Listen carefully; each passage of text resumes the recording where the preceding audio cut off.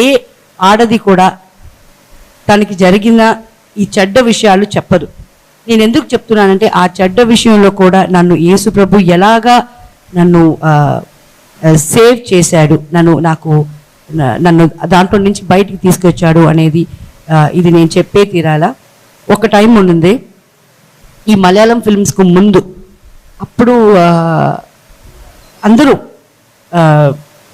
నేను ఇంకొకరి గురించి నేను చెప్పాల, నేను మా ఇంటి పరిస్థితి కోసం అప్పుడప్పుడు బయటికి వెళ్ళేదాన్ని, అంటే తప్పుగా, అంటే శరీరం అమ్ముకునేదానికి. ఒక తప్పు చేసేటప్పుడు అలాంటి సందర్భంలో కూడా దేవుడు గుర్తుకొస్తాడా అంటే నాకు వచ్చాడు.